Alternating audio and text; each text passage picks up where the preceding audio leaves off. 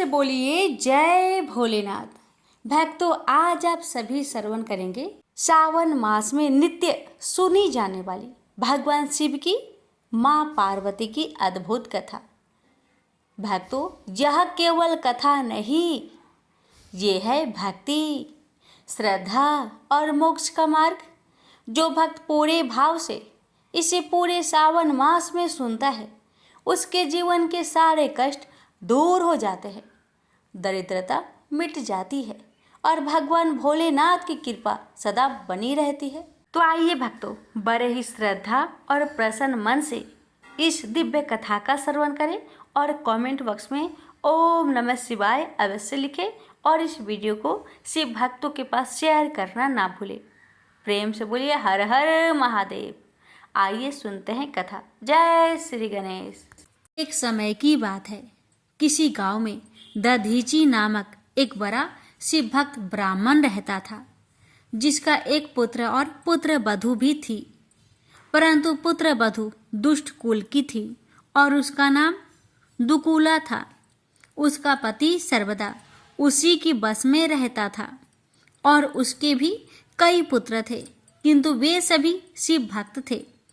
एक समय जब जाति के संयोग से दधीची को दूसरे ग्राम में जाकर रहना पड़ा, तो उस गांव वालों ने भी उन्हें वहां ना रहने दिया और विशेषकर उस पुत्र और पुत्र वधू को अन्यत्र जाने पर बाध्य किया।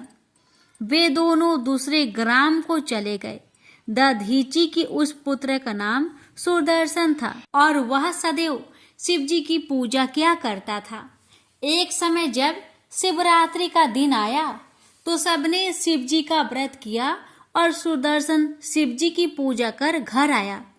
घर में आकर शिवरात्रि में उसने अपनी स्त्री के साथ संभोग किया और प्रातः बिना स्नान किए ही जाकर फिर शिव जी की पूजा कर दी। इससे शिव जी ने असंतुष्ट होकर उसे जर हो जाने का श्राप दिया और कहा कि अब तू मेरे स्पर्श का अधिकारी नहीं है, इससे दूर से ही दर्शन किया कर। जब दधीची पुत्र सुदर्शन को शिव जी ने ऐसा श्राप दिया तो शिव जी की माया से मोहित हो वह शीघ्र ही जर हो गया। इतने में शिव श्रेष्ठ दधीची ग्रामांतर से वहां आ गए और पुत्र के प्रति शंकर का श्राप सुनकर दुख से रोने लगे और पुत्र को बार बार कुपुत्र आदि कहकर तारण करने लगे कि तूने मेरे उत्तम कुल को नष्ट कर दिया। पुत्र और पुत्र वधू की नष्टता पर उन्हें महान कलेश हुआ। वे उनके सुख के लिए भक्ति पूर्वक पार्वती जी की पूजा करने लगे। सुदर्शन ने भी चंडी पूजन के विधान सहित महान भक्ति से शुभ छत्तों द्वारा भगवती गिरिजा की पूजा की। पिता और पुत्र दोनों ने भक्ति वत्सल देवी पार्वती को प्रसन्न किया। तब उनकी सेवा के प्रभाव से प्रसन्न हो चंडिका ने सुदर्शन को अपना पुत्र बना लिया। देवी गिरिजा ने सुदर्शन के लिए शिव जी को प्रसन्न किया। जब शिव जी प्रसन्न हो गए तो देवी पार्वती ने नमस्कार कर सुदर्शन को उनकी गोदी में डाल दिया। फिर भगवती गिरिजा ने उस पुत्र को धृत से स्नान कराकर एक ग्रंथि से युक्त उसे 3 तार की यज्ञोपवीत धारण करा दिया और गायत्री यंत्र दिया। बालक ने श्री शिव सहित ओम नमः शिवाय मंत्र से 16 बार संकल्प तथा पूजन किया। प्रसन्न हुई चंडिका ने अनेक नाम और मंत्रों का पाठ कराया।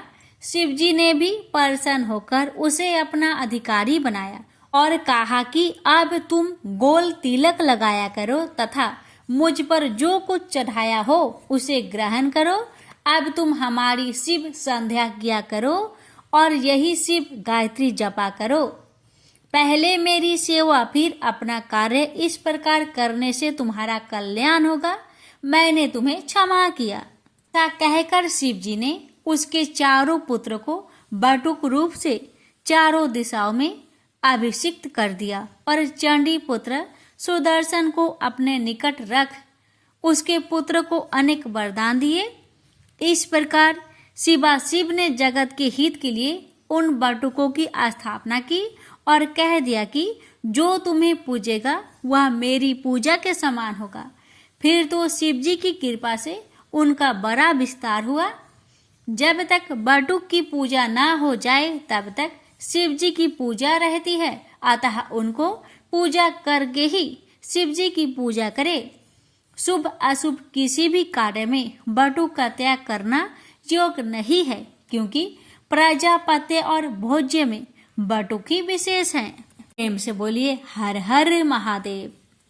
पहली कथा, तप का प्रभाव। भक्तों, एक बार पृथ्वी पर जल वृष्टि न होने के कारण चारों ओर अकाल फैला हुआ था। सरिता, ताल तलैया और सरोवर सूख गए थे।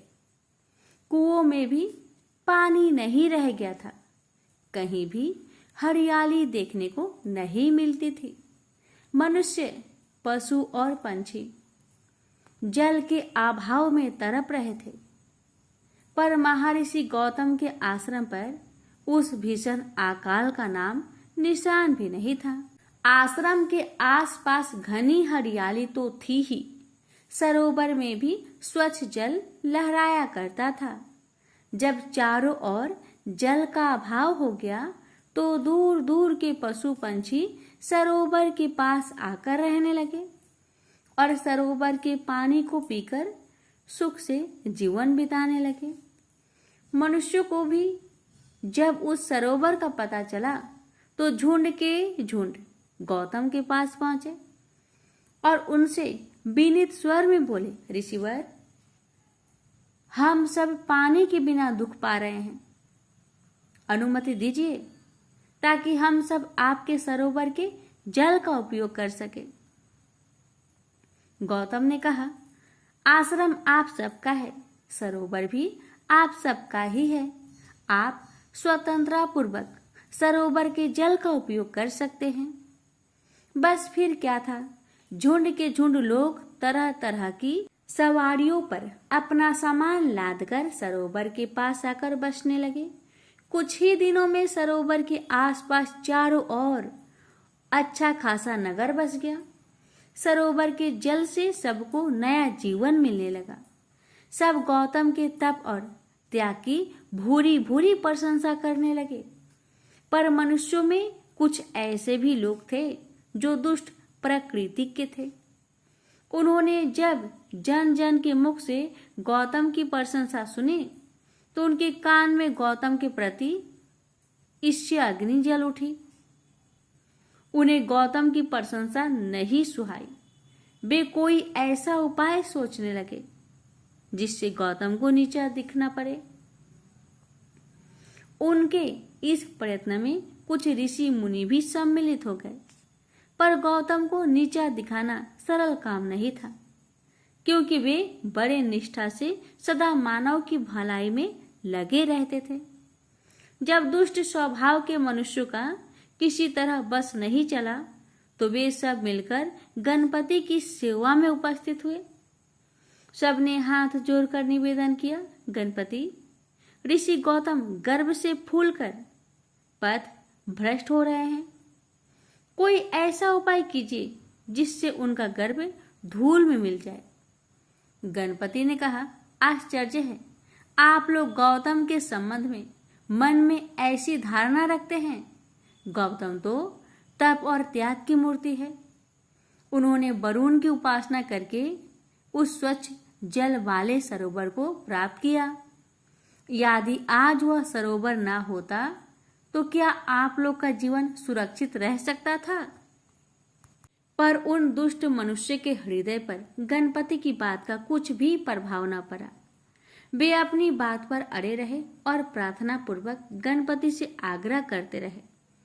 गणपति ने विवश होकर कहा, आप लोग नहीं मानते तो मैं कुछ करूंगा, लेकिन उससे आप लोग का ही अहित होगा।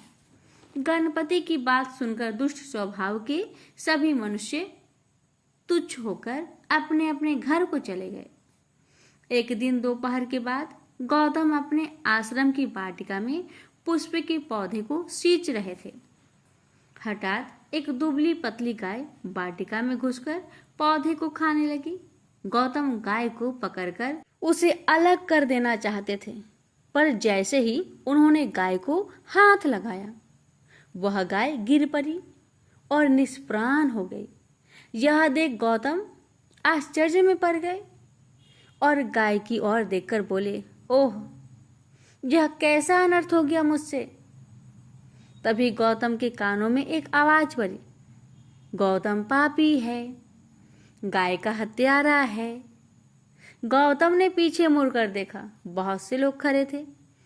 उनके साथ कुछ ऋषि मुनि भी थे। वे सम्मिलित स्वर में गौतम को पापी और हत्यारा घोषित कर रहे थे। चारों ओर गौतम की निंदा होने लगी। गौतम बहुत दुखी हुए। वे अपने पाप का प्रायश्चित करने के लिए अहत्या को साथ लेकर आश्रम छोड़कर चले गए। दुष्ट स्वभाव के मनुष्य बहुत खुश हुए। उनका मनचाहा पूरा हो गया था। गौतम एक वन में गए। वन के वृक्षों को काटकर उन्होंने एक कुटी बनाई और वहां रहकर तप करने लगे। अहत्या दिन रात उनकी सेवा में लगी रहती थी। तप करते हुए गौतम को बहुत दिन बीत गए। प्राय ऋषि मुनि भी वहां आया करते थे। उन्होंने गौतम से कहा, तब से गौ हत्या का पाप दूर नहीं होगा। यदि आप गौ हत्या के पाप से मुक्त होना चाहते हैं तो गंगा में स्नान कीजिए। पर गौतम गंगा में स्नान करे तो कैसे करे? गंगा तो वहां थी ही नहीं। गौतम गंगा को प्रकट करने के लिए भगवान शिव की आराधना करने लगे। गौतम के तप, त्याग और आराधना से भगवान शंकर प्रसन्न हुए। वे प्रकट होकर बोले, हे महामुने, मैं आपकी आराधना से प्रसन्न हूँ। बोलिए, आपको क्या चाहिए? गौतम ने निवेदन किया, हे प्रभु, मुझे गौ हत्या का पाप लगा है। कृपा करके मुझे गंगा दीजिए। मैं गंगा में नहाकर पाप से मुक्त होना चाहता हूँ। भगवान शंकर मुस्कुराकर बोले, हे महामुने, आपको गौ हत्या का पाप नहीं लगा है। आपको छल का शिकार बनाया गया है। जिन्होंने आपके साथ साजिश रचा है उनका कभी भी कल्याण नहीं होगा। आप कोई और वर मांगे। गौतम ने कहा, हे प्रभु, जिन्होंने मेरे साथ छल किया है मैं तो उन्हें अपना परम हितैषी मानता हूँ। यदि उन्होंने मेरे साथ वैसा न किया होता तो आज मुझे आपके दर्शन का सौभाग्य कैसे मिल पाता? मुझे तो केवल गंगा दीजिए। गौतम के त्याग पर भगवान शिव और भी प्रसन्न हो उठे। उन्होंने कहा, हे महामुने, आप धन्य हैं जो अपने शत्रुओं को भी अपना हितैषी मान रहे हैं। आपकी इच्छा अवश्य पूरी होगी। गंगा अब अवश्य प्रकट होगी। शिव के इस कथन पर गंगा जी प्रकट होकर बोली, मैं जल धारा के रूप में प्रकट होने के लिए तैयार हूँ, पर आपको भी मेरे साथ ही रहना पड़ेगा। शिव ने कहा, मैं बिना देवताओं के किसी जगह कैसे रह सकता हूँ? गौतम ने हाथ जोड़कर निवेदन किया, प्रभु, आप देवाधिदेव हैं। आप जहाँ रहेंगे देवता भी वहीं रहेंगे। गौतम के कथन पर शिव मुस्कुरा उठे। उनकी मुस्कुराहट के साथ ही साथ देवता वहां उपस्थित होने लगे। देवताओं ने कहा, हम अवश्य यहाँ रहेंगे, प्रकृति के रूप में निवास करेंगे, भांति भांति के फूल बनकर खिलेंगे, हरी हरी फसलों के रूप में लहराएंगे और हरी तमा के रूप में चारों ओर छा जाएंगे। देवताओं के कथन के साथ ही गंगा की जलधारा फूट उठी और हर हर ध्वनि के साथ लहराने लगी। उस जलधारा के प्रभाव से अकाल दूर हो गया, धरती तृप्त हो गई। गौतम के तप से प्रकट हुई उस जलधारा का नाम पड़ा गौतमी। कालांतर में गौतमी ही गोदावरी बन गई। प्रेम से बोलिए, हर हर महादेव। पौराणिक कथा के अनुसार विश्रवा मुनि का पुत्र रावण महान सूरवीर तथा विद्वान था। अपने पिता से उसने वेदों और शास्त्रों का अध्ययन किया हुआ था, किंतु उसमें अनेक दुर्गुण भी थे। वह बहुत अहंकारी था। कुबेर को पराजित करके उसने लंका का राज्य छीन लिया और त्रिलोक के विजय के लिए निकल पड़ा। कुछ ही समय में उसने देव, असुर, नाग, यक्ष, किन्नर, दानव एवं दैत्यों समेत अनेक जातियों को अपने बस में कर लिया। इस पर उसे बहुत अभिमान हो गया कि उस जैसा शक्तिशाली व्यक्ति दुनिया में दूसरा कोई और नहीं है। एक दिन रावण कुबेर से छीने हुए पुष्पक विमान पर बैठकर कैलाश पर्वत से जा रहा था कि अचानक उसका यान अपने आप नीचे उतरने लगा। यह देख रावण को आश्चर्य हुआ। उसने सोचा अवश्य ही पुष्पक विमान में कोई खराबी आ गई है। उसने विमान को इधर उधर से देखा, किंतु विमान नीचे उतरता ही गया और एक पहाड़ पर खड़ा हो गया। रावण विमान से उतरा ही था कि उसे एक विकट हुक्कार सुनाई पड़ी। उसने अचकचाकर ध्वनि की दिशा में देखा तो एक छोटे से पुरुष को, जिसका मुख बंदर जैसा था, अपनी ओर आते देखा। उस पुरुष के हाथ में त्रिशूल था। उसने उपेक्षा भरे भाव से रावण की ओर देखा। इस पर रावण चीर उठा। उसने पूछा, कौन हो तुम? क्या तुम्हें किसी ने शिष्टाचार नहीं सिखाया कि महाराजाओं से किस तरह व्यवहार किया जाता है? बानर मुख पुरुष अट्ठास लगाकर बोला, महाराज, और तुम? भला मैं भी तो सुनूं कि तुम कहाँ के महाराज हो। यह सुनकर रावण और भी ज्यादा क्रोधित होकर बोला, सुनो बानर, मैं लंका नरेश रावण हूँ और त्रिभुवन विजयी हूँ। मैंने सारे संसार को जीत लिया है। उफ, जीत लिया होगा, लेकिन यह कैलाश धाम है, जहाँ तुम्हारा किसी तरह का घमंड काम नहीं आएगा, जहाँ के अधिपति भगवान शिव है। बानर मुख पुरुष बोला। रावण ने हंसते हुए कहा, ओह, लगता है तुम्हारा शिव स्वयं को बहुत शक्तिशाली समझता है, तभी तो वह मुझे त्रिलोक के विजय के आने पर भी निश्चिंत बैठा है। अब मैं इस स्थान को नष्ट भ्रष्ट किए बिना नहीं छोड़ूंगा, जिससे वह शिष्टाचार सीख सके। यह कहकर रावण ने गुस्से में भरकर कैलाश पर्वत को ही उखाड़ लिया। वह उसे अपने कंधों पर उठाकर फेंकने ही चाहता था कि पर्वत के हिलने से पार्वती चौंक कर शिव से लिपट कर बोली, स्वामी, ये क्या? आज कैलाश पर्वत डगमगा क्यों रहा है? शिव जी मुस्कुराते हुए बोले, लगता है कोई विवेकहीन व्यक्ति हमारी परीक्षा लेने पर तुला हुआ है। देवी, यह कहकर भगवान शिव ने कैलाश पर जो अपना अंगूठा दबा दिया, कैलाश पर्वत तत्काल नीचे बैठ गया और उसके नीचे रावण दब गया।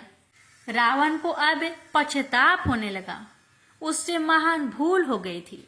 उसने नीचे दबे ही शिव का जाप करना आरंभ कर दिया। वर्षों तक कैलाश के नीचे दबा रावण शिव उपासना करता रहा। उसकी भक्ति देखकर पार्वती को उस पर दया आ गई। वही शिव से बोली, प्रभु, उसे क्षमा कर दीजिए। अब तो वह प्रायश्चित भी कर चुका है। वैसे भी वह एक ब्राह्मण पुत्र है। वह मार्ग से भटक गया था। उसने आपकी परीक्षा लेनी चाहिए थी। पार्वती की बात सुनकर शिव ने कैलाश पर्वत से अपने अंगूठे का भार हटा लिया। रावण मुक्त होकर पर्वत के नीचे से निकला और पर्वत को यथास्थान पर टिका दिया। उसके बाद रावण ने शिव की कठिन तपस्या करनी आरंभ कर दी। उसने हवन कुंड तैयार किया और अपनी अंग काट काट कर हवन कुंड की अग्नि में डालने लगा। अंत में उसने जैसे ही अपने शीश को काटने के लिए तलवार उठाई, उसी समय वहां शिव जी पार्वती सहित प्रकट हो गए। शिव ने रावण को हाथ पकड़कर कहा, पुत्र, मैं तुम्हारी तपस्या से प्रसन्न हूँ, वरदान मांगो। रावण ने हाथ जोड़कर कहा, प्रभु, यदि आप मेरी तपस्या से प्रसन्न हैं तो मुझे ऐसा वर दीजिए कि मैं वैदिक, भौतिक और विज्ञान शास्त्र का ज्ञाता बनूं। संसार में मेरी प्रसिद्धि हो, मैं भगवान विष्णु के अलावा किसी अन्य से न मारा जाऊं। सूर, असुर, दानव, दैत्य सब पर अजय रहूं। मेरे 10 शिष्य हो जाए। ऐसा ही होगा वत्स। यह वर देकर भगवान शिव अंतर्ध्यान हो गए। फिर रावण अपनी लंका में लौट गया और अंतिम समय तक भगवान शिव का परम भक्त बना रहा। इस तरह भगवान शिव की कृपा से रावण का अभिमान भंग हुआ। प्रेम से बोलिए हर हर महादेव, माता पार्वती की जय। शिव पुराण की कथा के अनुसार एक बार वासकाल नामक गांव में बिंदुक नाम का ब्राह्मण रहता था। वह बड़ा दुरात्मा और महापापी था। उसकी स्त्री बहुत सुंदर थी, लेकिन वह कुमार्ग पर ही चलता था। उसकी पत्नी का नाम चंचूला था और वह सदैव धर्म के पालन में लगी रहती थी। इस तरह कुकर्म में लगे हुए उस ब्राह्मण के साथ उसे बहुत वर्ष बीत गए। अपने धर्म के नष्ट होने के डर से कभी भी अपने धर्म से विचलित नहीं हुई।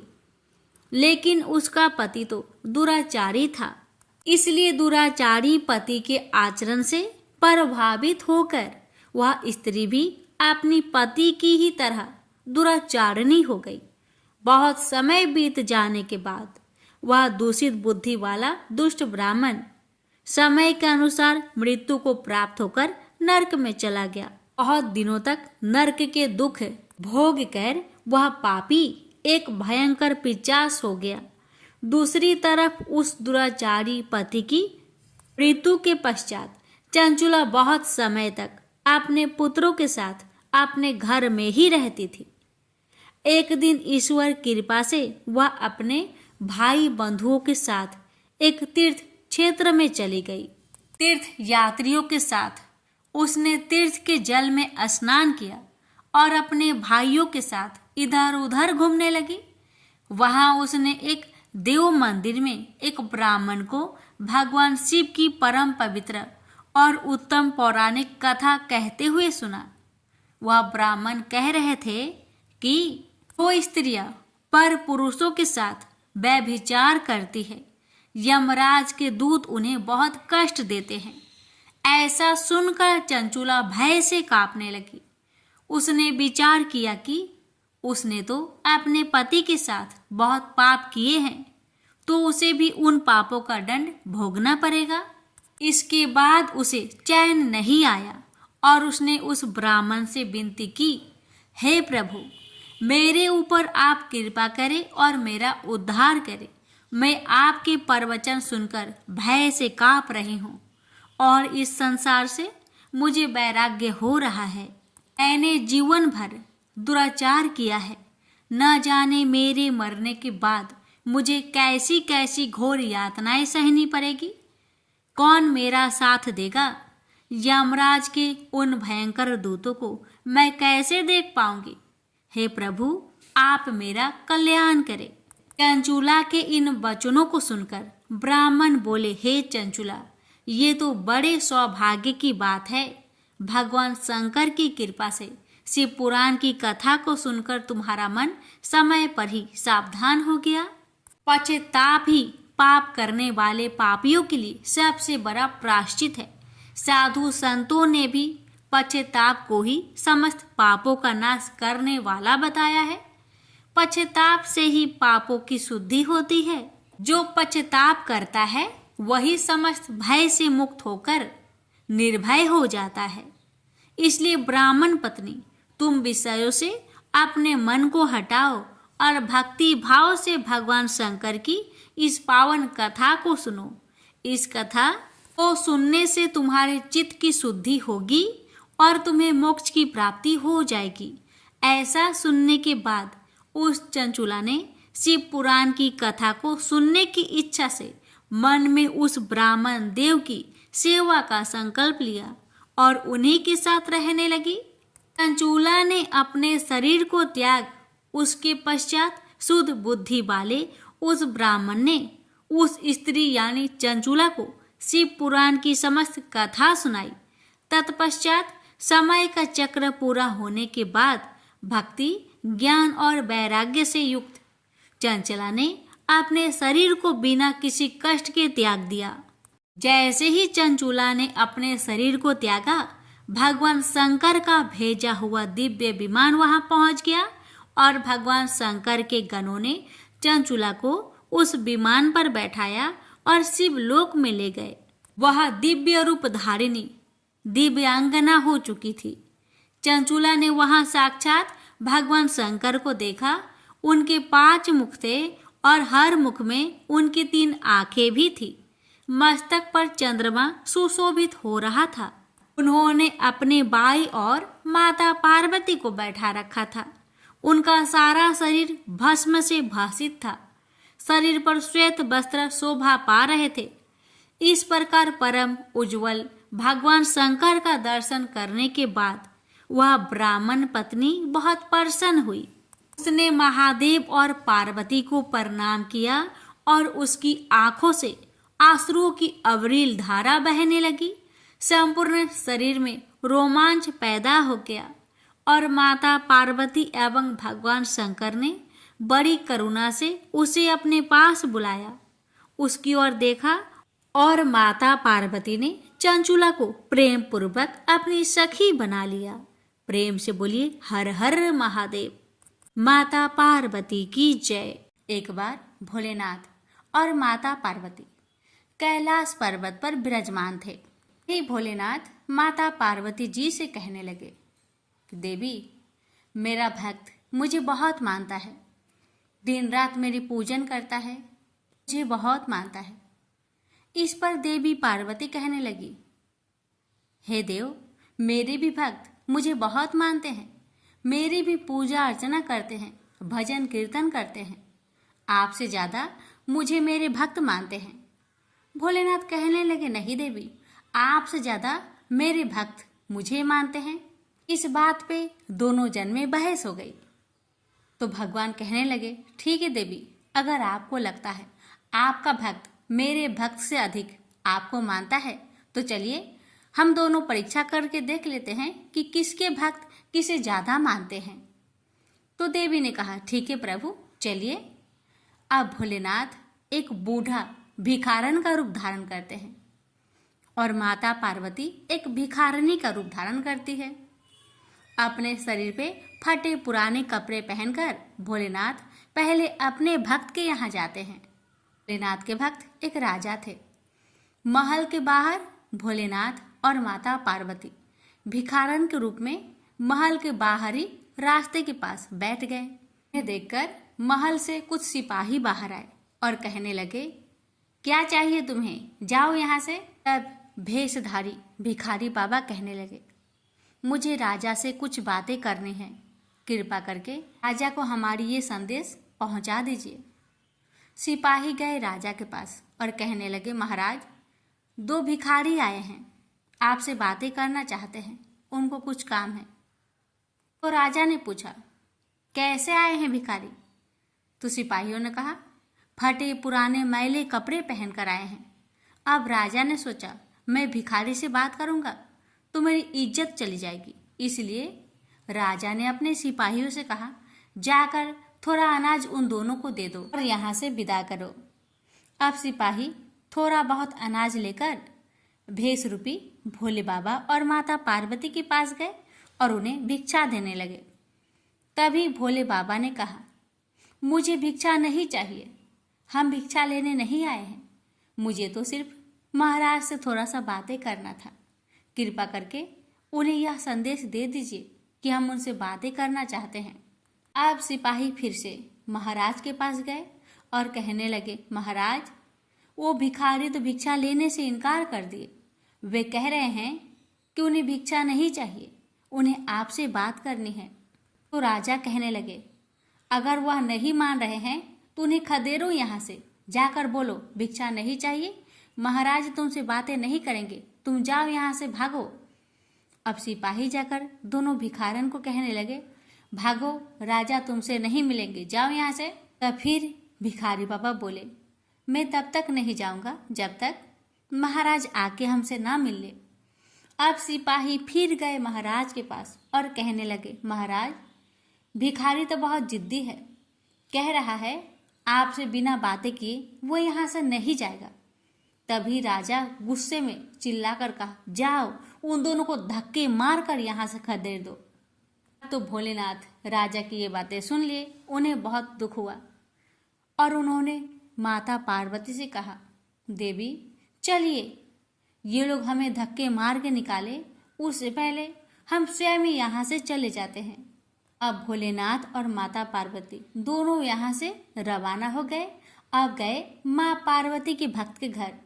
वहाँ पर एक बुढ़िया माई रहती थी जो बहुत गरीब थी। उसका पति भिक्षा मांगकर अपना घर का पालन पोषण करता था। उस बुढ़िया का अपने पति के सिवा और कोई नहीं था। भोलेनाथ और माता पार्वती वो बुढ़िया के घर के द्वार पर बैठकर आवाज लगा रहे हैं, भिक्षाम देही, भिक्षाम देही। तभी बुढ़िया माई घर के भीतर से बाहर आई। बुढ़िया माई को देखकर पार्वती माता भिखारन के रूप में कहने लगी, हे माई, हमें बहुत जोर से भूख लगी है, कुछ खाने को है तो दे दो। बेचारी बुढ़िया माई भूखी बैठी हुई थी। उसका तो कभी पेट भरता तो कभी उपास ही सो जाती थी, क्योंकि हमेशा उसके पति को भिक्षा नहीं मिलती थी और उस दिन भी उसके घर में एक अनाज तक नहीं थे। तो बुढ़िया माई हाथ जोड़कर कहने लगी, बाबा, हे माता, मेरे घर में कुछ खाने के लिए नहीं है, लेकिन हाँ पीने के लिए पानी है। आप कहे तो आपके लिए पानी लेकर आओ। तो माता कहने लगी, हमें जोर से भूख लगी है, हमें खाना ही चाहिए। तो बुढ़िया माई कहने लगी, हे माता, आप थोड़ी देर बैठिए, मेरे पति भिक्षा लाने गए हैं, क्या पता कुछ मिल जाए तो मैं आपको बनाकर खिला दूं। आप दोनों आइए, घर के अंदर पलंग पर बैठ जाइए। दोनों बूढ़ा बूढ़ी घर के अंदर एक पलंग थी छोटी मोटी, उसी में बैठ गए और इंतजार करने लगे, बुढ़िया माई हमें क्या खिलाती है। घर बुढ़िया माई के पति पूरे गांव में भिक्षा मांग रहे हैं, लेकिन उन्हें किसी घर से भिक्षा नहीं मिली। बेचारे पूरा परेशान। अंत समय में एक घर मिला, जिस घर में उन्हें 2 मुट्ठी चना का सत्तू दिया गया। वही सत्तू लेकर बेचारा बूढ़ा अपने घर को आया और घर में देखा 2 भिखारन बैठे हैं। यह देखकर बहुत क्रोधित हो गया। क्रोधित अवस्था में वह बूढ़ा अपने घर के अंदर जाकर बुढ़िया के कानों में कहता है, ये क्या तुमने भिखारन को बैठा लिया है घर में, खुद का खाने का ठिकाना नहीं, उन्हें बैठा कर रखी है। बुढ़िया कहने लगी, ऐसा मत कहिए, उन्हें भूख लगी है। अतिथि भगवान के स्वरूप होते हैं, इसलिए मैं उन्हें बैठा कर रखी हूँ। आप ऐसा मत कहिए। क्या मिला है दिखाइए, दिखाइए मुझे, मैं उन दोनों को बनाकर खिला दूँ, वो बहुत भूखे हैं। तो बूढ़ा कहने लगा, बहुत मुश्किल से हमें 2 मुट्ठी सत्तू मिला है, 1 मुट्ठी तुम खा लेना, 1 मुट्ठी मैं खा लूँगा, नहीं तो भूखे ही सोना पड़ेगा हमें। बुढ़िया कहती है, नहीं ऐसा मत कहिए, हम दोनों अतिथि को ही सत्तू खिला देते हैं, आप नाराज मत होइए। तो बूढ़ा पति मान गया, ठीक है जैसी तुम्हारी मर्जी। अब बुढ़िया माई 2 गिलास में सत्तू को घोलकर भोलेनाथ और माता पार्वती को देती है। भोलेनाथ और माता पार्वती उसे ग्रहण कर लेते हैं और उन्हें बहुत शांति मिलती है, बहुत खुश होते हैं। खुशी मन से भोलेनाथ और माता पार्वती वो बूढ़ा बूढ़ी के घर से चले जाते हैं। जब रास्ते में पहुंचते हैं तो माता पार्वती कहती है, हे भगवान, इस बूढ़ा बूढ़ी की कष्ट को आप दूर कीजिए। आपने देखा ही ये बूढ़ा बूढ़ी खुद भूखे रहकर दोनों को कैसे सत्तू पिलाए, हे भगवान उन पर कृपा करे।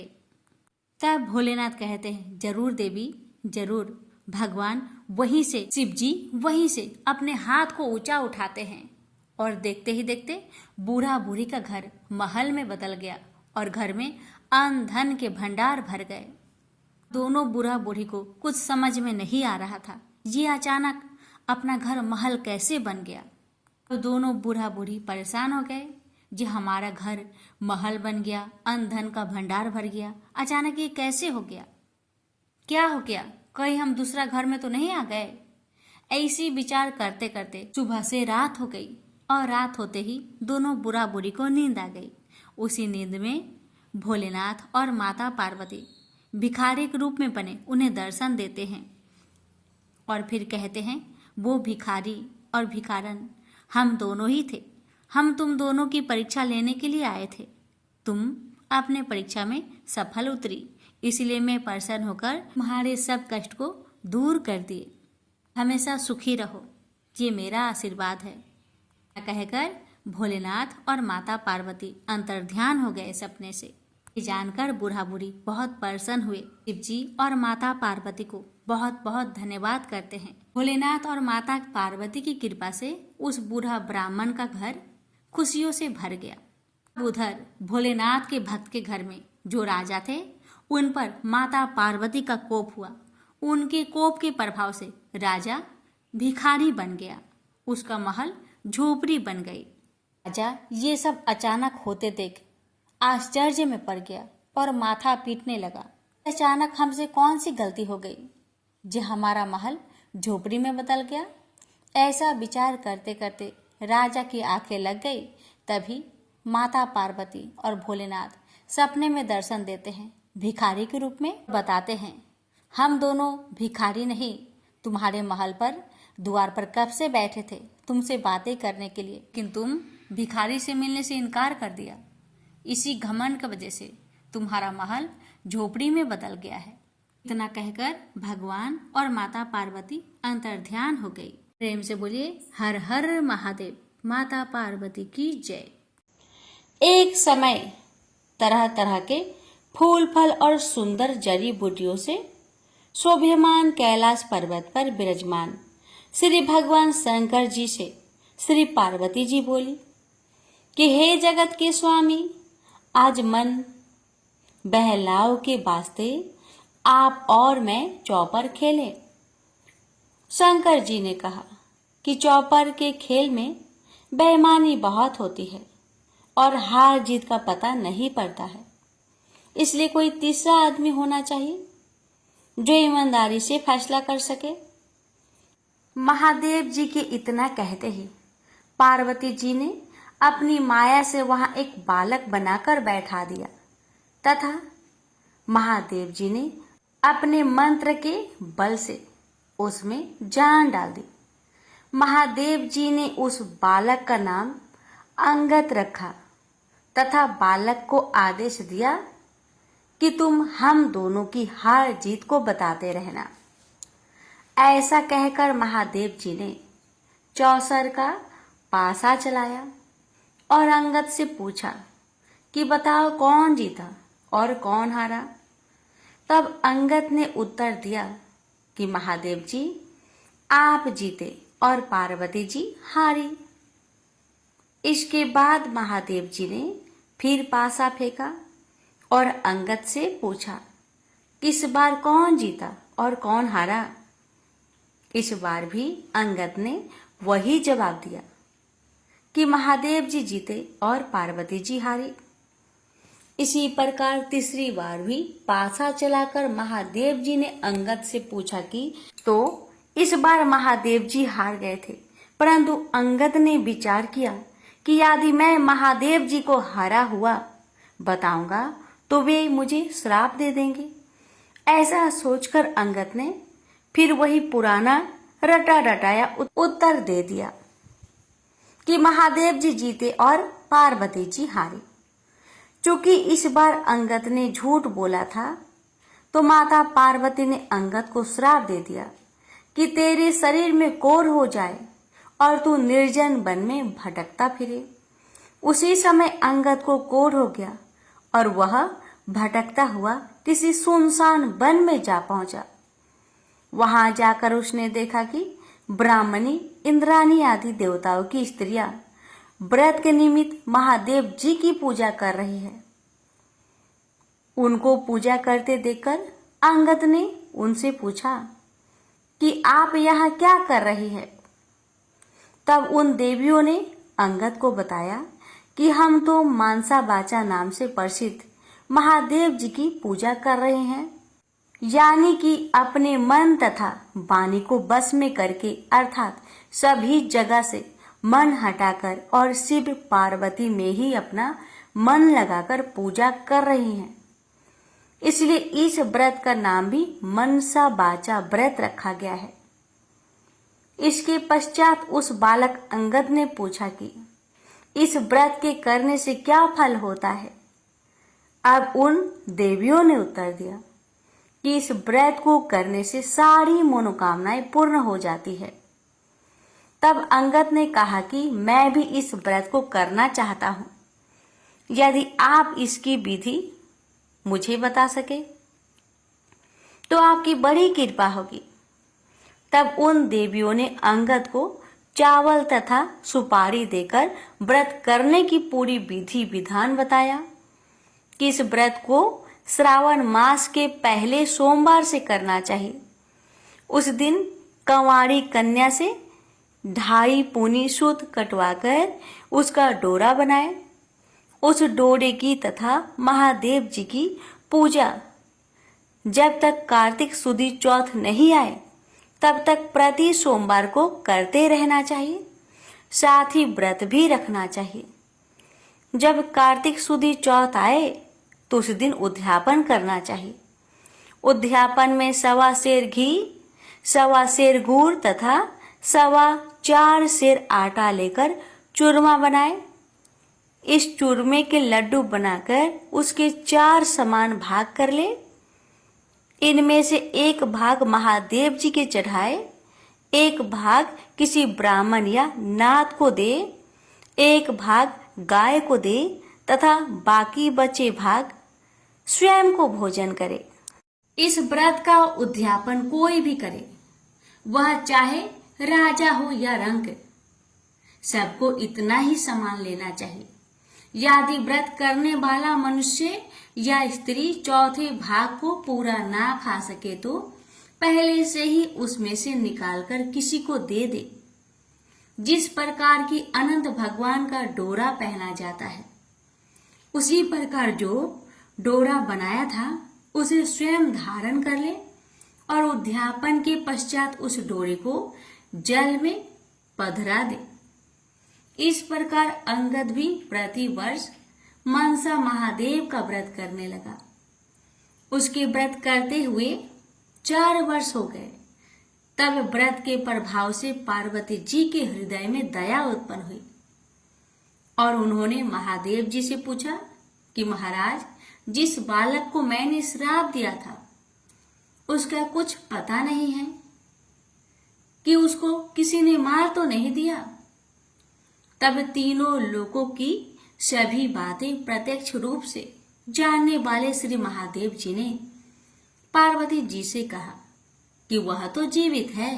इसके पश्चात पार्वती जी ने महादेव जी से कहा, हे नाथ, ऐसा कोई व्रत हो तो बताइए जिससे कि मेरा वह मानसिक पुत्र फिर से मुझे मिल जाए। तब महादेव जी ने कहा कि श्रावण सुदी के पहले सोमवार के दिन कंवारी कन्या से 2.5 पूनी सूत कटवाकर उसका डोरा बनाना और उसे केसर आदि में रंग कर उसमें 4 गांठें देकर सुपारी पर लपेटकर ताम्र पात्र में रखकर उसे शिव रूप मानकर उसकी तथा शिव जी की पूजा करना। कार्तिक सुदी चौथ के दिन इस व्रत का उद्यापन करना, जिसमें 1.25 सेर घी, 1.25 सेर गुड़ और 4.25 सेर आटा लेकर उसका चूरमा बनाना तथा उस चूरमे के 4 भाग करना, जिनमें से एक भाग शिव जी की अर्पण करना, दूसरा भाग ब्राह्मण को देना, तीसरा भाग गाय को तथा चौथा भाग स्वयं भोजन के रूप में ग्रहण करना। सभी को इसी मात्रा में समान लेना चाहिए, न तो समान इससे अधिक होना चाहिए तथा न ही इससे कम। महादेव जी से यह विधि सुनकर पार्वती जी ने भी यह व्रत किया तथा व्रत के प्रभाव से अंगद कोढ़ रहित हो गया और वह अपनी माता के पास बिना बुलाए ही चला गया। उसे आता देखकर पार्वती जी प्रसन्न होकर हंसने लगी तो अंगद ने पूछा कि हे मातेश्वरी, आप मुझे देखकर हंस क्यों रही हो? तब पार्वती जी ने कहा, हे पुत्र, मैं इस व्रत के प्रभाव को देखकर हंस रही थी। यह तुम्हारे पिताजी का बताया हुआ मनसा वाचा का व्रत है। यह व्रत मैंने किया, तभी तो तुम ठीक होकर मेरे पास आ गए हो। इस बात को सुनकर अंगद ने कहा कि हे माता, मैंने भी यह व्रत किया था, इसी से मेरा कोढ़ भी मिट गया। तब पार्वती जी ने कहा कि हे पुत्र, अब तेरी क्या इच्छा है वह बता। तब उस पुत्र ने कहा कि हे जगत जननी माँ, मुझे उज्जैन नगरी का राज्य करने की और वहां की राजकुमारी से ब्याह करने की इच्छा है। पुत्र के इतना कहते ही पार्वती जी ने उससे कहा कि जा, तुझे उज्जैन का राज्य मिल जाएगा, तू फिर से इस मांचा बाचा के व्रत को कर। इस प्रकार अंगद ने पुनः 4 वर्ष तक यह व्रत किया, तब उसे उज्जैनी का राज्य मिल गया। अब नारद जी राजा युधिष्ठिर से कह रहे हैं कि उसे राज्य किस प्रकार मिला, तो सुनो। उज्जैन के राजा रानी वृद्ध हो गए थे, उनके कोई पुत्र नहीं था, केवल एक राजकुमारी थी। इसलिए राजा रानी ने सोचा कि इस कन्या का विवाह किसी राजकुमार से करके उसको राज्य दे देंगे। ऐसा निश्चय कर उन्होंने एक स्वयंवर रचा, जिसमें कई देशों के राजकुमार आए। तब वहां के राजा ने एक हथिनी को श्रृंगार करा के पूजा करके हाथ जोड़कर कहा कि हे हथिनी, तुम देव स्वरूपा हो, तुम यह माला लो और जो भी इस राज्य को संभालने में सक्षम हो तथा राजकुमारी के लायक वर हो, उसे यह माला पहना दो। किसी मामूली मनुष्य को यह माला मत पहना देना। पार्वती जी का पुत्र अंगद भी देवलोक से उज्जैन नगरी पहुंचा, तो वह भी स्वयंवर देखने के लिए राजा के वहां चला गया। हथनी ने उसे देखकर उसके ही गले में माला डाल दी। यह सब देखकर स्वयंवर में आए लोगों ने कहा कि ये तो हथनी की भूल है, क्योंकि यह बालक कोई राजकुमार नहीं है।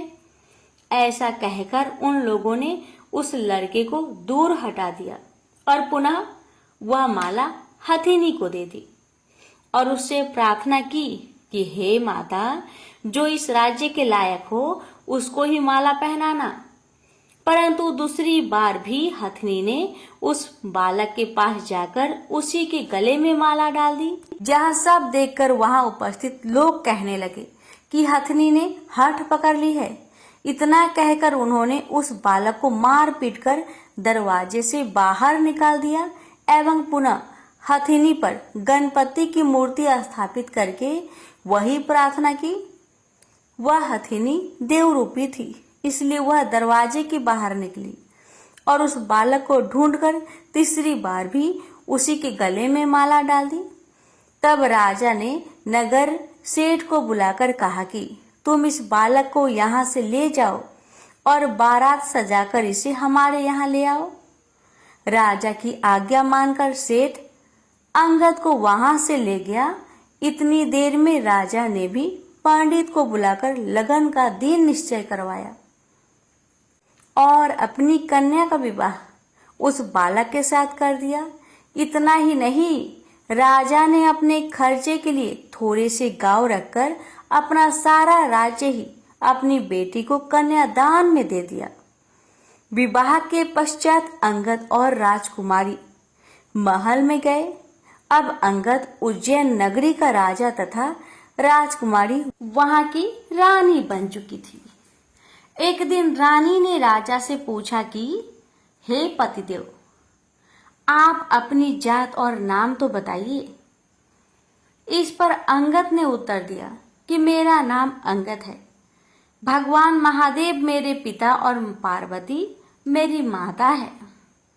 तब राजकुमारी ने कहा कि महाराज, इस बात को तो मृत्यु लोक के लोग मानेंगे नहीं, आप मुझे सत्य सत्य बताइए। तब अंगद ने अपनी जन्म की सारी कथा रानी को बताई कि किस तरह चौसर खेल में साक्षी बनने के लिए माता पार्वती ने अपनी माया से उसे बनाया था और महादेव जी ने अपने मंत्र बल से उसे सजीव रूप दिया। फिर पार्वती जी ने उसे श्राप दिया और इंद्राणी आदि देवियों ने उसे मनसा वाचा व्रत बताया, जिसको 4 वर्ष तक करने के फलस्वरूप वह अपने माता पिता के पास वापस पहुंचा। उसे पार्वती जी ने गले लगाया और कहा कि अब तुम्हारी क्या इच्छा है। तब उसने अपनी माता से कहा कि उसे उज्जैनी के राजा बनने की इच्छा है। तब पार्वती जी के कहने पर उसने फिर से 4 वर्ष तक मनसा वाचा नाम से प्रसिद्ध अपने पिता शिव जी का व्रत किया तथा इसी व्रत के प्रभाव से आज उसे उज्जैन के राज्य और उसके जैसी रानी मिली। इतना सुनकर रानी ने कहा कि हे महाराज, मैं तो पुत्र, धन तथा राज्य का सुख चाहती हूँ। तब अंगद ने अपनी रानी को वही मनसा वाचा का शिव जी का व्रत बता दिया और कहा कि बिना मेरे वह गर्भवास के तेरे पुत्र होगा। ऐसा कहकर अंगद जी पुनः कैलाश चले गए। पति की आज्ञा अनुसार राजकुमारी ने 4 वर्षों तक महादेव जी का यह उत्तम व्रत किया। इससे महादेव जी प्रसन्न हो गए। एक दिन रानी ने अपने दासी से कहा कि जा ऊपर जाकर जल की झाड़ी ले आ, मैं दातुन करूंगी। दासी ऊपर गई तो वहां जाकर क्या देखती है कि सोने की पालकी में एक छोटा सा सुंदर बालक सो रहा है और मुख में अंगूठा चूस रहा है। दासी ने रानी को जाकर जब यह बात बताई तो रानी ने तुरंत जाकर बालक को अपनी गोद में उठा लिया और भगवान शंकर जी से प्रार्थना की कि हे प्रभु, यदि आपने मुझे यह बालक दिया है तो मेरे स्तनों में से दूध की धारा भी निकलनी चाहिए। रानी के इतना कहते ही उसके स्तनों में दूध आ गया। इस प्रकार वह बालक बड़ा होने लगा। रानी ने उस बालक का नाम फूलकवर रखा। एक दिन फूलकवर ने अपनी माँ से पूछा कि हे माँ, मेरे पिता कौन है और उनका क्या नाम है। तब रानी ने अपने पुत्र से कहा कि तेरे पिता तो अंगद जी है और महादेव जी, पार्वती जी तेरे दादा दादी हैं। तब फूलकवर ने अपनी माता से कहा कि इस बात को तो मृत्यु लोक में कोई नहीं मानेगा।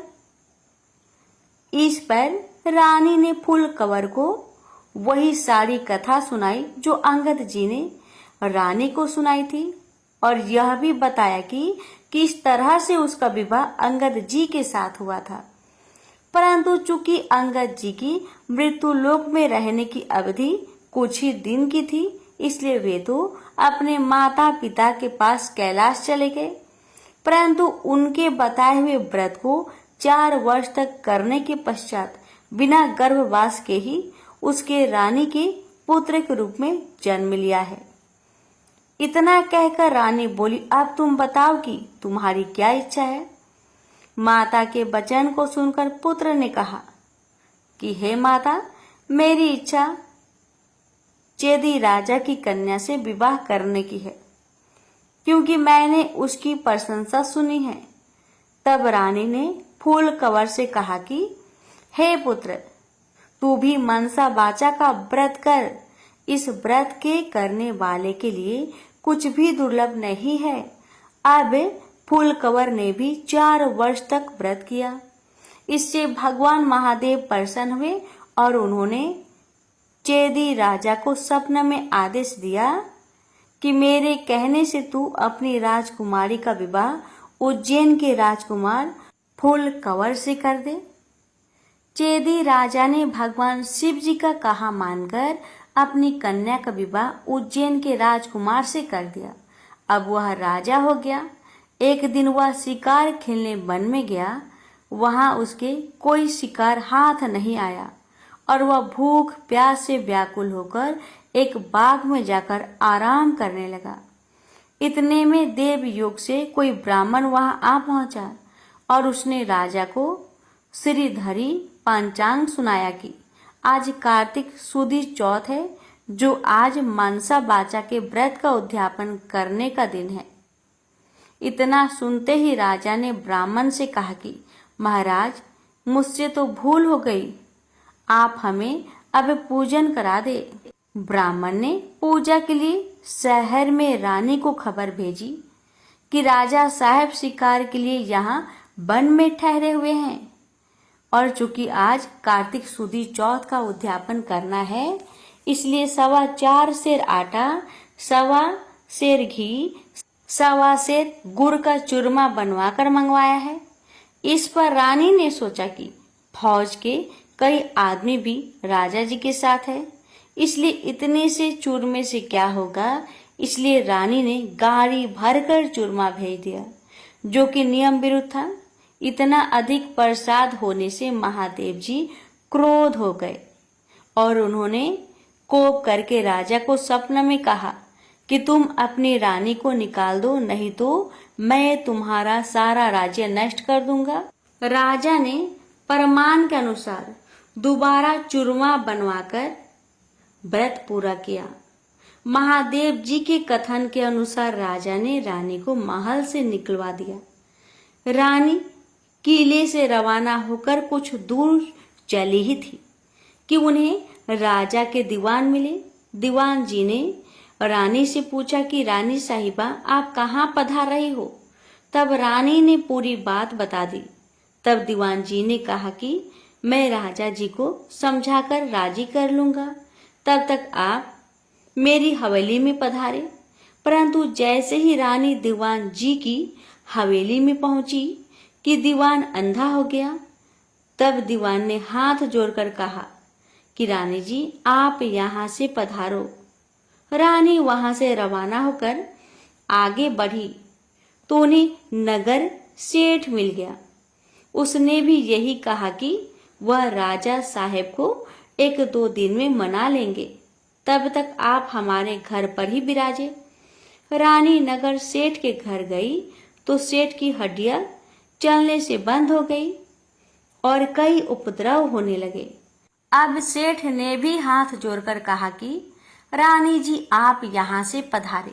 रानी वहां से आगे गई तो उसे राजा जी का कुम्हार मिला। कुम्हार को रानी पर दया आ गई।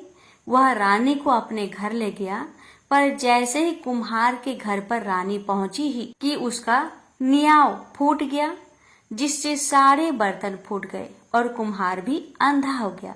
तब कुम्हार ने भी रानी से उसके घर से निकल जाने की प्रार्थना की। आगे जाने पर एक माली मिला और माली ने रानी से पूछा कि आप कहाँ पधार रही हो? तो रानी ने कहा कि राजा साहेब ने मुझे देश निकाला दिया है। इस पर माली को रानी पर दया आ गई और वह रानी को अपने बाग में ले गया और उसने रानी से कहा कि जब तक राजा जी का क्रोध मिटे तब तक आप यहाँ बाग में ही रहो। परंतु रानी के बाग में जाते ही बाग के सारे पेड़ पौधे सूखकर जलने लगे। कुंवारियों का पानी भी सूखने लगा। इतना ही नहीं, माली को भी कम दिखने लगा। तब माली ने भी रानी से वहां से चले जाने की विनती की। रानी वहां से निकलकर विचार करने लगी कि मुझसे ऐसा क्या पाप हो गया है कि मैं जहां भी जाती हूँ वहां अनर्थ होने लगता है। ऐसा सोचते सोचते रानी ने देखा कि आगे 2 रास्ते हैं। किसी व्यक्ति से पूछने पर रानी को मालूम हुआ कि एक रास्ता तो 6 महीने का है, जबकि दूसरा केवल 3 दिन का। रानी 3 दिन वाले रास्ते पर चलने लगी। आगे जाने पर उसे शिप्रा नदी मिली। रानी ने दुख के मारे उसमें कूदकर आत्महत्या करनी चाहिए, परंतु जैसे ही वह नदी में कूदी तो नदी सूख गई। वह और आगे चली तो एक पर्वत आया। रानी ने सोचा कि इस पर चढ़कर नीचे कूदकर अपनी जान दे दे। यह सोचकर वह पर्वत पर चढ़ी और जैसे ही नीचे कूदने लगी कि पर्वत जमीन के बराबर हो गया। आगे जाने पर रानी को एक सिंह दिखाई दिया। इस पर रानी ने सोचा कि इस सिंह यानी शेर को मैं अगर छेड़ूं तो शायद यह मुझे खा जाए। यह सोचकर उसने सिंह पर हाथ फेरा तो सिंह पत्थर का हो गया। आगे जाने पर रानी को बड़ा भारी अजगर सांप दिखाई दिया। इस पर रानी ने मरने के लिए उस बड़े सांप को छेड़ा तो सांप रस्सी बन गया। अब रानी थक हार कर और आगे चली तो क्या देखती है कि वहां एक बड़ा भारी पीपल का वृक्ष है। उसी वृक्ष के पास एक सुंदर कुआं और एक मंदिर बना हुआ है। वह मंदिर में जाकर मुंह ढककर बैठ गई और ओम नमः शिवाय मंत्र का जाप करने लगी। किस्मत से उस दिन कार्तिक सुदी चौथ का दिन था। मंदिर का पुजारी नाथ सामान लेने गांव गया था। वहां उसको एक कुत्ते ने काट लिया। तब पुजारी नाथ ने विचार किया कि हमारे आश्रम में ऐसा कौन पापी आ पहुंचा है जिसके कारण यह उत्पात हो गया है। मंदिर जाकर नाथ ने एक स्त्री को बैठा हुआ देखा तो कहने लगा, आज यहाँ कोई डाकन या भूतनी आ गई है। तब रानी ने विनय पूर्वक कहा कि महाराज, मैं ना तो डाकन हूँ और ना ही भूतनी, मैं तो मानवी हूँ। आकाश की घेरी और जमीन की झेली हुई एक दुखी स्त्री। यदि आप मुझे धर्म की बेटी बनाओ तो मैं आपको अपना सारा भेद कहूँ। नाथ ने यह स्वीकार कर लिया तो रानी ने अपना सारा भेद कह दिया। अब वह वहां से जाने लगी तो चल नहीं सकी। तब पुजारी नाथ ने उद्यापन का एक लड्डू उसे खाने को दे दिया। लड्डू को हाथ में देखते ही रानी को व्रत याद आ गया। नाथ ने भी बता दिया कि आज कार्तिक सुदी चौथ है और यह मनसा बाचा के व्रत का प्रसाद है। इसका नियम है कि राजा हो तो भी अधिक प्रसाद ना बनाए और गरीब हो तो भी कम ना बनाए। यह एक भाग का लड्डू है। तब रानी के समझ में आ गया कि उसने प्रसाद का चूरमा ज्यादा भेजा था, इससे महादेव जी उससे क्रोध हो गए हैं। ऐसा विचार कर रानी ने पुजारी नाथ से प्रार्थना की कि हे महाराज, इस व्रत को अब मैं भी करना चाहती हूँ।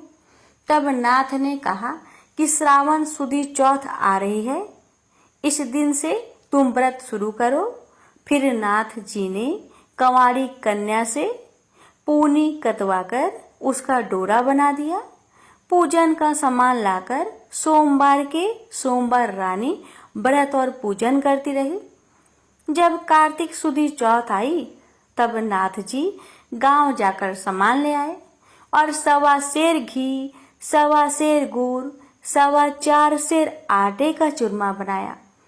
चूरमे के 4 भाग किए गए और शिव जी पार्वती जी की मनसा वाचा पूजा की। इस तरह व्रत करते हुए रानी को 4 वर्ष पूरे हो गए तो महादेव जी ने राजा को स्वप्न में दर्शन देकर कहा कि राजन, अब तू रानी को वापस बुलवा ले, नहीं तो मैं तेरे राज्य का नाश कर दूंगा। तब राजा ने कहा कि महाराज, अब रानी का पता लगाना कठिन है। आपकी आज्ञा से ही तो मैंने उसे देश निकाला दिया था। तब महादेव जी ने कहा कि हे राजन, तू 4 विश्वासी नौकरों को पूरब के दरवाजे पर भेज दे। वहां बिना नाथे हुए बैलों की गाड़ी आएगी।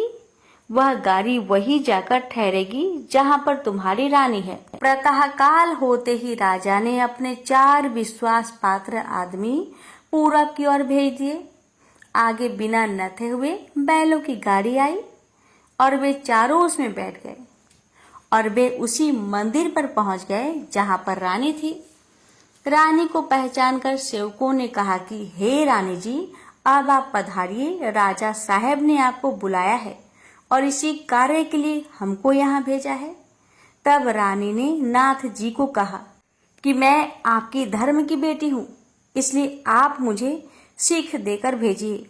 तब नाथ जी ने मिट्टी के हाथी घोरा हुआ पालकी बनाकर मंत्र के छींटे दिए, जिससे वे सच्चे हाथी घोड़ा पालकी बन गए। रानी ने नाथ जी से फिर कहा कि हे पिताजी, आते समय रास्ते में मेरे रहने से कई जीवों का नुकसान हो गया था, तो उनका भी उद्धार हो जाना चाहिए, नहीं तो यह पाप भी मुझको ही लगेगा। तब नाथ जी ने शिव जी के निर्माल्य स्नान कराए जल की एक झाड़ी भर दी और कहा कि बेटी, तो इस जल का छींटा ओम नमः शिवाय कहकर डाल दी जाना, तो सारे पाप निवृत्त हो जाएंगे। अब तो रानी शिव जी, पार्वती जी को और नाथ जी को साष्टांग नमस्कार कर लेने को आई और चारों सेवकों के साथ रवाना हो गई। जाते हुए उसे रास्ते में वही सर्प मिला। तब रानी ने शिव जी से प्रार्थना की कि हे प्रभु, मेरे पाप से यह सर्प रस्सी बन गया था, अब यह फिर से सर्प हो जाए। ऐसी प्रार्थना कर झाड़ी के जल के छींटे दे दिए, जिससे वह पहले के समान सर्प बन गया। आगे उसे वही सिंह मिला जो पत्थर का होकर पड़ा था। उसके भी रानी ने झाड़ी के जल के छींटे दिए, तो वह जीवित होकर जंगल में भाग गया। आगे चलने पर वह पर्वत आया जो जमीन के बराबर हो गया था।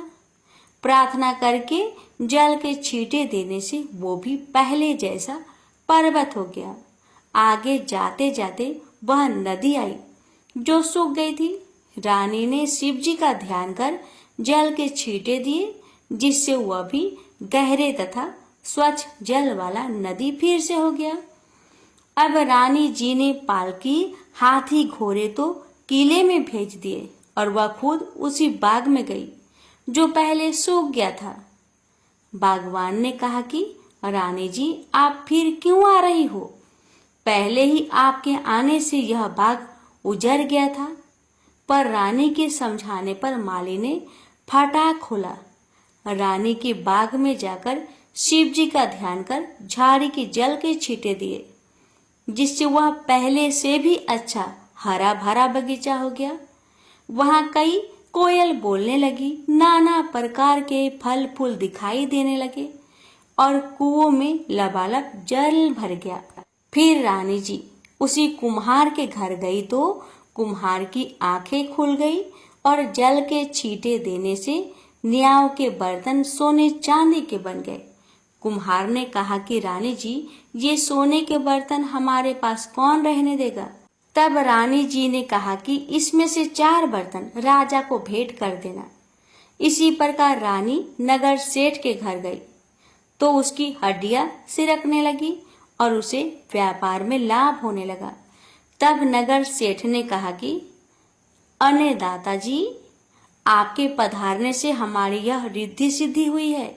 इस खुशी में मैं सारी नगरी को जिमाना चाहता हूँ। सारी नगरी में ढिंढोरा पिटवा दिया गया कि कल किसी के घर में धुआं ना निकले। यदि किसी ने चूल्हा जलाया तो वह दंड का भागीदार होगा। आगे जैसे ही रानी दीवान जी के यहाँ पहुंची तो दीवान जी की आंखें खुल गई, सब आनंद हो गया। अब रानी साहिबा अपने किले में पधारी। राजा जी ने उनका अच्छा स्वागत किया। नगर सेठ ने सारे नगर को जिमाया और किले में जाकर रानी जी से अर्ज की कि अन्य दाता जी, अब आप भी पधार कर भोजन ग्रहण कीजिए। इस पर रानी ने कहा कि मेरे तो आज कार्तिक सुदी चौथ का उजरना है, जो किसी भूखे आदमी को जिमाकर जिमूंगी। सारे नगर के लोग तो नगर सेठ के यहाँ जिम आए। नगर में अब कोई भी भूखा व्यक्ति नहीं मिला। ढूंढते ढूंढते रानी के सेवक धोबी घाट पहुंचे तो वहां पर एक अंधी बहरी कोढ़ीन धोबन परी मिली। रानी जी की आज्ञा से उसे महल में बुलाया गया। रानी जी ने उसे स्नान करवाया। स्नान कराते ही उसका सारा कोढ़ मिट गया और कथा सुनाते ही उसके लिए स्वर्ग से विमान आ गया। बूढ़ी धोबन की कथा सुनने व प्रसाद लेने मात्र से ही वह सदा के लिए बैकुंठ चली गई। राजा रानी भी हर साल मनसा बाचा का व्रत करते रहे। वे संसार के सब प्रकार के सुखों को भोगते रहे और पुत्र को राजगद्दी देकर अंत्यकाल में शिवलोक में गए। इस प्रकार मनसा बाचा भगवान शिव जी पार्वती जी के व्रत करने की भारी महिमा है। श्रावण सुदी सोम से कार्तिक सुदी चौथ तक का यह व्रत सब मनोवांछित फल को देने वाला है। इस मनसा बाचा के व्रत को करने वाले मनुष्य की सभी कामनाएं शिव जी महाराज पूर्ण कर देते हैं। पुत्र नहीं हो या होकर जीवित नहीं रहता हो तो इस व्रत के करने से स्त्री पुत्र का सुख अवश्य प्राप्त करती है। इसी प्रकार पुरुष को स्त्री का और स्त्री को पति का सुख सौभाग्य प्राप्त होता है। जिसकी कमाई धंधा ना हो तो इस व्रत के करने से शिव शंकर भगवान उसे जीविका प्रदान करते हैं। प्रेम से बोलिए जय भोले शंकर, जय पार्वती माता। हे भोलेनाथ, यदि कथा कहने या सुनाने में मुझसे मन वचन या कर्म से कोई त्रुटि हो गई हो तो हे त्रिपुरारी कृपया उसे क्षमा करें। मैंने अपने श्रद्धा और सामर्थ्य अनुसार आपकी व्रत कथा का वाचन किया है। यदि उच्चारण में, शुद्धता में या भावना में कोई कमी रह गई हो तो हे नीलकंठ उसे क्षमा करें। आपकी कृपा सदा मुझ पर बनी रहे और कथा सुनने वाले समस्त भक्तों पर भी आपकी असीम कृपा और आशीर्वाद बना रहे। उसके जीवन में सुख, शांति, आरोग्यता और शिव भक्ति बनी रहे। यही मेरे सच्चे हृदय से प्रार्थना है। हर हर महादेव। ओम नमः शिवाय। दक्ष प्रजापति की सभी पुत्रियां गुणवंती थी, फिर भी दक्ष के मन में संतोष नहीं था। वे चाहते थे उनके घर में एक ऐसी पुत्री का जन्म हो जो सर्वशक्ति संपन्न हो एवं सर्व विजयिनी हो। अतः दक्ष एक ऐसी ही पुत्री के लिए तप करने लगा। तप करते करते अधिक दिन बीत गए तो भगवती आद्य ने प्रकट होकर कहा, मैं तुम्हारे तप से प्रसन्न हूँ। तुम किस कारण तप कर रहे हो? दक्ष ने तप करने का कारण बताया तो माँ बोली, मैं स्वयं पुत्री के रूप में तुम्हारे यहाँ जन्म धारण करूंगी। मेरा नाम सती होगा। मैं सती के रूप में जन्म लेकर अपनी लीलाओं का विस्तार करूंगी। फलतः भगवती आद्य ने सती रूप में दक्ष के यहाँ जन्म लिया। सती दक्ष की सभी पुत्रियों में सबसे अलौकिक थी। सती ने बाल्य अवस्था में ही कई ऐसे अलौकिक, आश्चर्यचकित करने वाले कार्य कर दिखाए थे जिन्हें देखकर स्वयं दक्ष को भी विस्मय होता था। जब सती विवाह योग हो गई तो दक्ष को उनके लिए वर की चिंता होने लगी। उन्होंने ब्रह्मा जी से इस विषय में परामर्श किया। ब्रह्मा जी ने कहा, सती आद्य के अवतार है। आद्य आदि शक्ति और शिव आदि पुरुष है। अतः सती के विवाह के लिए शिव ही योग और उचित वर है। दक्ष ने ब्रह्मा जी की बात मानकर सती का विवाह भगवान शिव के साथ कर दिया। सती कैलाश में जाकर भगवान शिव के साथ रहने लगे। भगवान शिव दक्ष के दामाद थे, किंतु किसी वजह से दक्ष के हृदय में भगवान शिव के प्रति बैर और विरोध भाव पैदा हो गया। एक बार देवलोक में ब्रह्मा ने धर्म के निरूपण के लिए एक सभा का आयोजन किया था। सभी बड़े बड़े देवता सभा में एकत्र हुए। भगवान शिव भी इस सभा में बैठे थे। सभा मंडल में दक्ष का आगमन हुआ। दक्ष के आगमन पर सभी देवता उठकर खड़े हो गए, पर भगवान शिव खड़े नहीं हुए। उन्होंने दक्ष को प्रणाम भी नहीं किया। फलतः दक्ष ने अपमान का अनुभव किया। केवल यही नहीं, उनके हृदय में भगवान शिव के प्रति ईर्ष्या की आग जल उठी। वे उनसे बदला लेने के लिए समय और अवसर की प्रतीक्षा करने लगे। एक बार सती और शिव कैलाश पर्वत पर बैठे हुए परस्पर वार्तालाप कर रहे थे। उसी समय आकाश मार्ग से कई विमान कनखल की ओर जाते हुए दिखाई पड़े। सती ने उन विमानों को देखकर भगवान शिव से पूछा, प्रभु, ये सभी विमान किसके हैं और कहाँ जा रहे हैं? भगवान शंकर ने उत्तर दिया, आपके पिता ने बड़े यज्ञ का आयोजन किया है। समस्त देवता और देवांगनाएं इस विमानों में बैठकर उसी यज्ञ में सम्मिलित होने के लिए जा रहे हैं। इस पर सती ने दूसरा प्रश्न किया, क्या मेरे पिता ने आपको यज्ञ में सम्मिलित होने के लिए नहीं बुलाया? भगवान शंकर ने उत्तर दिया, आपके पिता मुझसे बैर रखते हैं, फिर वो मुझे क्यों बुलाने लगे?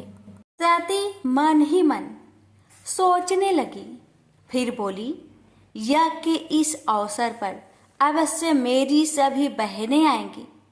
उनसे मिले हुए बहुत दिन हो गए। यदि आपकी अनुमति हो तो मैं भी अपने पिता के घर जाना चाहती हूँ। यज्ञ में सम्मिलित हो लूंगी और बहनों से भी मिलने का सुअवसर मिलेगा। भगवान शिव ने उत्तर दिया, इस समय वहां जाना उचित नहीं होगा। आपके पिता मुझसे बैर रखते हैं। हो सकता है वे आपका भी अपमान करे। बिना बुलाए किसी के घर जाना उचित नहीं होता है। इस पर सती ने प्रश्न किया, ऐसा क्यों? भगवान शिव ने उत्तर दिया, विवाहित लड़की को बिना बुलाए पिता के घर नहीं जाना चाहिए, क्योंकि विवाह हो जाने पर लड़की अपने पति की हो जाती है। पिता के घर से उसका संबंध टूट जाता है। लेकिन सती पीहर जाने के लिए हठ करती रही, अपनी बात बार बार दोहराती रही। उनकी इच्छा देखकर भगवान शिव ने पीहर जाने की अनुमति दे दी। उनके साथ अपना एक गण भी साथ में भेज दिया। उस गण का नाम वीरभद्र था। सती वीरभद्र के साथ अपने पिता के घर गई। घर में सती से किसी ने भी प्रेम पूर्वक वार्तालाप नहीं किया। दक्ष ने उन्हें देखकर कहा, तुम क्या यहाँ मेरे अपमान कराने आई हो? अपनी बहनों को तो देखो, वे किस प्रकार भांति भांति के अलंकारों और सुंदर वस्त्रों से सुसज्जित है। तुम्हारे शरीर पर मात्र बाघंबर है। तुम्हारा पति शमशानवासी और भूतों का नायक है। वह तुम्हें बाघंबर छोड़कर और पहना ही क्या सकता है? दक्ष के कथन से सती के हृदय में पश्चाताप का सागर उमड़ पड़ा। वे सोचने लगे, उन्होंने यहाँ आकर अच्छा नहीं किया। भगवान ठीक ही कह रहे थे, बिना बुलाए पिता के घर में भी नहीं जाना चाहिए। पर अब क्या हो सकता है? अब तो आ ही गई हूँ। पिता के कटु और अपमानजनक शब्द सुनकर भी सती मौन रही।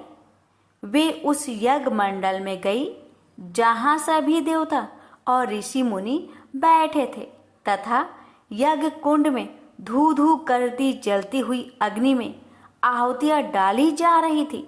सती ने यज्ञ मंडप में सभी देवताओं के तो भाग देखे, किंतु भगवान शिव का भाग नहीं देखा। वे भगवान शिव का भाग ना देखकर अपने पिता से बोली, पिता श्रेष्ठ, यज्ञ में तो सबके भाग दिखाई पड़ रहे हैं, किंतु कैलाशपति का भाग नहीं है। आपने उनका भाग क्यों नहीं रखा? दक्ष ने गर्व से उत्तर दिया, मैं तुम्हारे पति शिव को देवता नहीं समझता। वह तो भूतों का स्वामी, नग्न रहने वाला और हड्डियों की माला धारण करने वाला है। वह देवताओं की पंक्ति में बैठने योग्य नहीं है। उसे कौन भाग देगा? सती के नेत्र लाल हो उठे। उनका मुखमंडल प्रलय की सूर्य की भांति तेजोदीप्त हो उठा। उन्होंने पीड़ा से तिल मिलाते हुए कहा, ओ, मैं इन शब्दों को कैसे सुन रही हूँ? मुझे धिक्कार है। देवताओं, तुम्हें भी धिक्कार है। तुम भी उन कैलाशपति के लिए इन शब्दों को कैसे सुन रहे हो, जो मंगल के प्रतीक है और जो क्षण मात्र में संपूर्ण सृष्टि को नष्ट करने की शक्ति रखते हैं। वे मेरे स्वामी हैं। नारी के लिए उसका पति ही स्वर्ग होता है। जो नारी अपने पति के लिए अपमानजनक शब्द को सुनती है, उसे नरक में जाना पड़ता है। पृथ्वी सुनो, आकाश सुनो और देवताओं, तुम भी सुनो। मेरे पिता ने मेरे स्वामी का अपमान किया है। मैं अब एक क्षण भी जीवित रहना नहीं चाहती। सती अपने कथन को समाप्त करती हुई यज्ञ के कुंड में कूद पड़ी। जलती हुई आहुतियों के साथ उनका शरीर भी जलने लगा। यज्ञ मंडप में खलबली पैदा हो गई। हाहाकार मच गया। देवता उठकर खड़े हो गए। वीरभद्र क्रोध से कांप उठे। वे उछल उछल कर यज्ञ का विध्वंस करने लगे। यज्ञ मंडप में भगदड़ मच गई। देवता और ऋषि मुनि भाग खड़े हुए। वीरभद्र ने देखते ही देखते दक्ष का मस्तक काट कर फेंक दिया। समाचार भगवान शिव के कानों में भी पड़ा। वे प्रचंड आंधी की भांति कनखल जा पहुंचे। सती के जले हुए शरीर को देखकर भगवान शिव ने अपने आप को भूल गए। सती के प्रेम और उनकी भक्ति ने शंकर के मन को व्याकुल कर दिया। उन शंकर के मन को व्याकुल कर दिया जिन्होंने काम पर भी विजय प्राप्त की थी और जो सारी सृष्टि को नष्ट करने की क्षमता रखते थे। वे सती के प्रेम में खो गए, बेसुध हो गए। भगवान शिव ने उन्मत्त की भांति सती के जले हुए शरीर को कंधे पर रख लिया। वे सभी दिशाओं में भ्रमण करने लगे। शिव और सती के इस अलौकिक प्रेम को देखकर पृथ्वी रुक गई, हवा रुक गई, जल का प्रवाह ठहर गया और रुक गई देवताओं की सांसें। सृष्टि व्याकुल हो उठी। सृष्टि के प्राणी पुकारने लगे, त्राहि माम, त्राहि माम। भयंकर संकट उपस्थित देखकर सृष्टि के पालक भगवान विष्णु आगे बढ़े। वे भगवान शिव की बेसुधी में अपने चक्र से सती के एक एक अंग को काट काट कर गिराने लगे। धरती पर 51 स्थानों में सती के अंग कट कट कर गिरे। जब सती के सारे अंग कट कर गिर गए तो भगवान शिव पुनः अपने आप में आए। जब वे अपने आप में आए तो पुनः सृष्टि के सारे कार्य चलने लगे। धरती पर जिन 51 स्थानों में सती के अंग कट कट कर गिरे थे, वे ही स्थान आज शक्तिपीठ माने जाते हैं। आज भी उन स्थानों में सती का पूजन होता है, उपासना होती है। धन्य था शिव और सती का प्रेम। शिव और सती के प्रेम में उन्हें अमर और वंदनीय बना दिया। प्रेम से बोलिए सती मैया की जय। सुनेंगे माँ पार्वती के रूप में जन्म की कथा। बाद में सती की बीरा में शंकर जी दयनीय दशा हो गई। वे हर पल सती का ही ध्यान करते रहते और उन्हीं ही चर्चा में व्यस्त रहते। उधर सती ने भी शरीर का त्याग करते समय संकल्प किया था कि मैं राजा हिमालय के यहाँ जन्म लेकर शंकर जी की अर्धांगिनी बनूं। अब जगदम्बा का संकल्प व्यर्थ होने से तो रहा। वे उचित समय पर राजा हिमालय की पत्नी मेनका के गर्भ में प्रविष्ट होकर उनकी कोख में से प्रकट हुई। पर्वतराज की पुत्री होने के कारण वे पार्वती कहलाई। जब पार्वती बड़ी होकर सयानी हुई तो उनके माता पिता को अच्छा वर तलाश करने की चिंता सताने लगी। एक दिन अचानक देव ऋषि नारद राजा हिमालय के महल में आ पहुंचे और पार्वती को देख कहने लगे कि इसका विवाह शंकर जी के साथ होना चाहिए और वे ही सभी दृष्टि से इसके योग हैं। पार्वती के माता पिता के आनंद का यह जानकर ठिकाना ना रहा कि साक्षात जगत माता सती ही उनके यहाँ प्रकट हुई है। वे मन ही मन भाग्य को सहराने लगे। एक दिन अचानक भगवान शंकर सती की बीरा में घूमते घूमते उसी प्रदेश में जा पहुंचे और पास के ही स्थान गंगा अवतरण में तपस्या करने लगे। जब हिमालय को इसकी जानकारी मिली तो वे पार्वती को लेकर शिवजी के पास गए। वहां राजा ने शिवजी से विनम्रता पूर्वक अपनी पुत्री को सेवा में ग्रहण करने की प्रार्थना की। शिवजी ने पहले तो आनाकानी की, किंतु पार्वती की भक्ति देखकर वे उनका आग्रह न टाल सके। शिवजी से अनुमति मिलने के बाद तो पार्वती प्रतिदिन अपनी सखियों को साथ ले उनकी सेवा करने लगी। पार्वती हमेशा इस बात का सदा ध्यान रखती थी कि शिवजी को किसी भी प्रकार का कष्ट ना हो।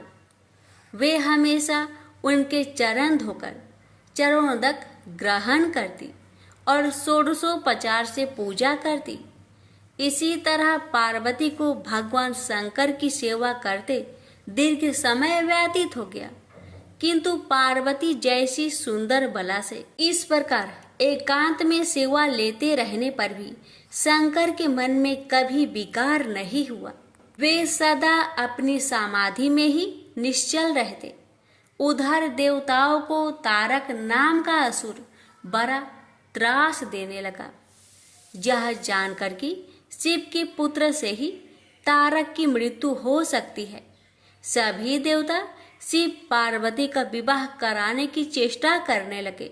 उन्होंने शिव को पार्वती के प्रति अनुरक्त करने के लिए कामदेव को उनके पास भेजा, किंतु पुष्पा युद्ध का पुष्पा बाण भी शंकर के मन को विक्षुब्ध न कर सका।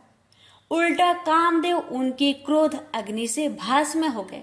इसके बाद शंकर भी वहां अधिक रहना अपनी तपस्याचार के लिए अंतराय रूप समझ कैलाश की ओर चल दिए। पार्वती को शंकर की सेवा से वंचित होने का बड़ा दुख हुआ, किंतु उन्होंने निराश ना होकर आपकी बार तप द्वारा शंकर को संतुष्ट करने की मन में ठानी। उनकी माता ने उन्हें सुकुमार एवं तप के आयोग समझकर बहुत माना किया, इसलिए उनका उमा नाम प्रसिद्ध हुआ, किंतु पार्वती पर इसका असर ना हुआ। अपने संकल्प से वे तनिक भी विचलित नहीं हुई। वे भी घर से निकल उसी शिखर पर तपस्या करने लगी जहाँ शिव जी ने तपस्या की थी। तभी से लोग उस शिखर को गौरी शिखर कहने लगे। वहां उन्होंने पहले वर्ष फलहार से जीवन व्यतीत किया।